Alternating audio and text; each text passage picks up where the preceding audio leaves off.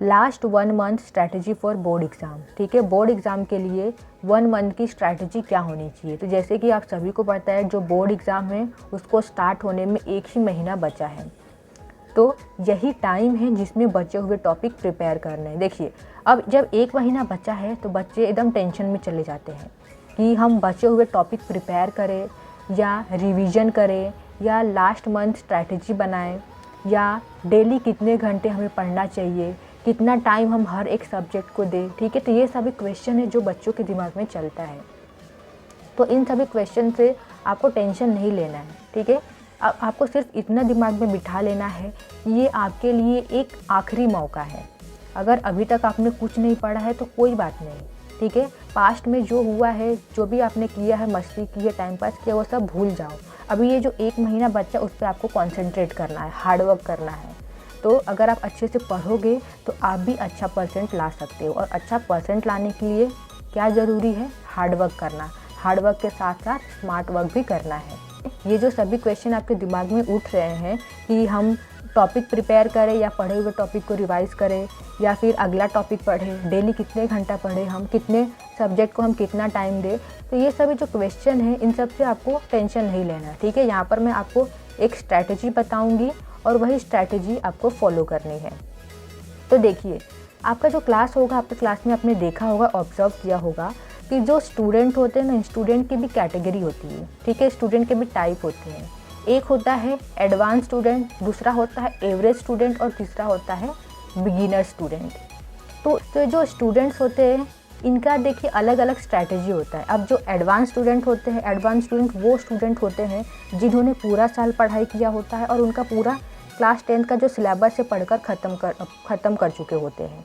और जो सेकंड होते हैं वो होते हैं एवरेज स्टूडेंट। ये वो स्टूडेंट होते हैं जिन्होंने 60 to 80% सिलेबस कंप्लीट किया रहता है और ये स्टूडेंट कन्फ्यूजन में रहते हैं कि हम आगे क्या करें, बचा हुआ सिलेबस कंप्लीट करें या सैम्पल क्वेश्चन पेपर सॉल्व करें या हम पुराने चैप्टर्स को रिवाइज़ करें। देन तीसरे नंबर पे आते हैं बिगिनर स्टूडेंट। ये स्टूडेंट वो होते हैं जिन्होंने क्लास 10 में कुछ नहीं पढ़ा होता है, इनको तो सिलेबस भी नहीं पता होता है, लेकिन फिर भी इनको 95% 75% लाना रहता है। तो यहाँ पर ये जो एडवांस स्टूडेंट है, बिगिनर्स हैं, एवरेज स्टूडेंट हैं, ठीक है, इन तीनों के लिए मैं आपको स्ट्रैटेजी बताऊंगी। ठीक है, कि इन तीनों स्टूडेंट के लिए क्या स्ट्रैटेजी रहेगी, क्या स्ट्रैटेजी फॉलो करना है, और साथ में मैं आपको टाइम टेबल भी शेयर करूंगी। ठीक है, तो वो टाइम टेबल आप, अगर आपको उसमें कुछ चेंजेस करना है तो अपने हिसाब से उसमें चेंजेस कर सकते हो। तो सबसे पहले आते हैं एडवांस स्टूडेंट। ठीक है, तो एडवांस स्टूडेंट की स्ट्रैटेजी क्या होनी चाहिए। अब देखिए, जो एडवांस स्टूडेंट होते हैं इनका सिलेबस पूरा कंप्लीट होता है। ठीक है, इनका पूरा पढ़ाई हो चुका रहता है। ये जो एडवांस स्टूडेंट होते हैं यही लाते हैं 90-95%। ऐसा नहीं है कि आप लास्ट 1 महीने में पढ़ के 95% 85% ला दोगे, ऐसा कभी भी नहीं हो सकता। आपने स्टार्टिंग से पढ़ाई की है तो ही आप अच्छा परसेंट ला सकते हो। तो अब एडवांस स्टूडेंट की स्ट्रैटेजी क्या होनी चाहिए। तो इनका तो सिलेबस पूरा कंप्लीट हो गया रहता है पढ़ के, तो इनका एम क्या होना चाहिए। इनका एम होना चाहिए कि रिवाइज ऑल चैप्टर, जितना भी चैप्टर है उसको रिवाइज करते जाओ, जितना हो सके उतना रिवाइज करो। Plus solve previous year question paper and sample paper. ठीक है, तो जो पिछले साल के क्वेश्चन पेपर हैं, सैम्पल पेपर है, मॉडल पेपर है, सब आपको सॉल्व करना है, प्रैक्टिस करना है। This is for advance student. Then maths practice daily. ठीक है, आपको मैथ्स की प्रैक्टिस डेली करनी है।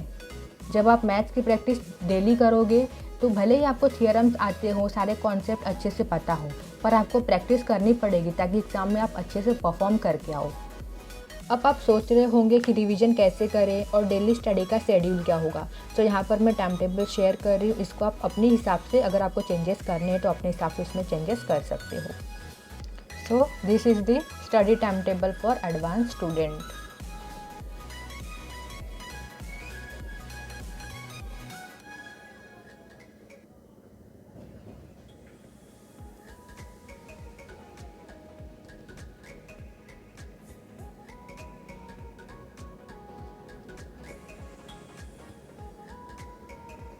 Then next is strategy for average student. अब एवरेज स्टूडेंट का क्या स्ट्रैटेजी होना चाहिए। तो इनका सिलेबस 60 to 80% कंप्लीट होता है। अब एम क्या होना चाहिए। तो इनका एम होना चाहिए प्रैक्टिस मैथ्स डेली। ठीक है। मैथमेटिक्स की प्रैक्टिस आपको डेली करनी है। Then next is revision. अब देखिए, ये जो एवरेज स्टूडेंट होते हैं इनको रिवीजन करना बहुत ही ज़्यादा इम्पॉर्टेंट होता है, क्योंकि ये जो स्टूडेंट होते हैं ये सिलेबस कंप्लीट करने के चक्कर में वो जो पुराने चैप्टर उन्होंने पढ़े हैं वो रिवाइज़ करना भूल जाते हैं, और इस तरीके से टेंशन में आकर एग्ज़ाम में बहुत ही ख़राब परफॉर्म करके आते हैं। इसीलिए revision is very very important. Then next is avoid social media, ठीक है। तो सोशल मीडिया से आपको दूर रहना है। अगर आपको यूज़ करना ही है तो आप यूट्यूब का यूज़ कीजिए, ठीक है। वीडियोस देखिए, स्टडी से रिलेटेड वीडियो देखिए। जो आपको डाउट है, ठीक है, वो अगर आप यूट्यूब पर सर्च करके अपना डाउट क्लियर कीजिए, लेकिन आपको अननेसेसरी फेसबुक, इंस्टाग्राम ये सब पर टाइम वेस्ट नहीं करना है। 1 महीने के लिए आप अच्छी तरीके से मेहनत करोगे तो आपको रिजल्ट भी अच्छा मिलेगा। यहाँ पर जो एवरेज स्टूडेंट हो गए और जो बिगिनर्स हो गए, इनका जो टाइम टेबल रहेगा वो कैसा रहेगा, वो सेम रहेगा। तो यहाँ पर मैं आपको जो बिगिनर्स है उनका भी स्ट्रैटेजी बता देती हूँ, उसके बाद मैं टाइम टेबल आपको शेयर करती हूँ।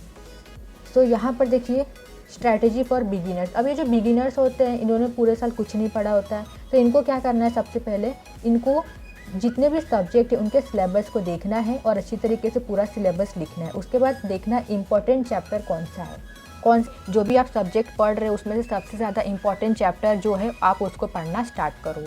Then study only NCERT book. अब आपको यहाँ पर देखिए कोई दूसरी बुक पर जंप नहीं करना है, ठीक है। एनसीईआरटी की बुक ही आपको स्टडी करनी है, ये मैं बिगिनर्स के लिए बता रही हूँ। Just stick to NCERT book. Then practice maths daily. अब यहाँ पर आपको मैथ्स की डेली प्रैक्टिस करनी है। अब यहाँ पर सबसे पहले जो इजी चैप्टर से मैथ्स के उसे प्रैक्टिस करना स्टार्ट कर सकते हो, जैसे रियल नंबर हो गया, पोलिनोमियल्स हो गया, quadratic equation, arithmetic progression, probability, coordinate geometry, ठीक है। तो जो इजी चैप्टर है आप उनको पढ़ना स्टार्ट कर सकते हो। देन नेक्स्ट जो अदर सब्जेक्ट हो गए, जैसे सोशल साइंस हो गया, साइंस हो गया, इंग्लिश हो गया, ठीक है, तो इनका एक्सप्लेनेशन आप कवर कर सकते हो यूट्यूब से देख के, ठीक है। तो यूट्यूब पर बहुत सारी वीडियोस रहती है, हर एक टॉपिक पर, हर एक सब्जेक्ट पर वीडियो रहता ही है, तो आप यूट्यूब पर जाकर ये जो चैप्टर्स है उनका एक्सप्लेनेशन कवर कर सकते हो। बस आपको दिमाग में ये बिठा लेना है, जितना चैप्टर हो सके उतना कंप्लीट करने की कोशिश करें। यहाँ पर आपको सैम्पल पेपर ये सब पर जंप नहीं करना है। Just stick to NCERT for now. ये मैं बिगिनर्स के लिए बता रही हूँ। अगर आपने कुछ पढ़ा ही नहीं है तो सबसे पहले आपको क्या करना है, जो भी इम्पोर्टेंट चैप्टर्स है उन्हें पढ़कर ख़त्म करना है। देन अब यहाँ पर मैं आपको एवरेज स्टूडेंट और बिगिनर्स का टाइम टेबल शेयर कर रही हूँ। So this is the study time table for average and beginner student.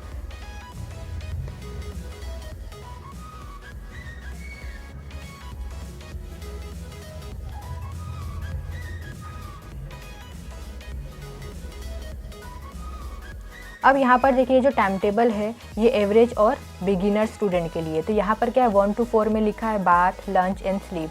तो ये आप 3 घंटे के बजाय अगर आप 2 घंटे में कंप्लीट कर लेते हो तो ज़्यादा अच्छा रहेगा, क्योंकि देखिए एडवांस स्टूडेंट के लिए ये सही है कि 1 से 4 आप नहाने में, खाने में और सोने में लगा सकते हो, लेकिन अगर आप बिगिनर्स हो, एवरेज स्टूडेंट हो, तो आपको ये इतना टाइम वेस्ट नहीं करना है, क्योंकि आपका सिलेबस कंप्लीट नहीं है पढ़ के।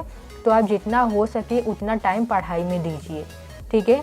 यहाँ पर आपको ये जो स्लीप लिखा है, ठीक है, अगर उसको भी अवॉइड करना पड़े तो आपको करना पड़ेगा। तो अगर आप ये जो स्लीप है इसको अवॉइड करते हो, मेहनत करते हो, तो आप डेफिनेटली अच्छा परसेंट ला सकते हो।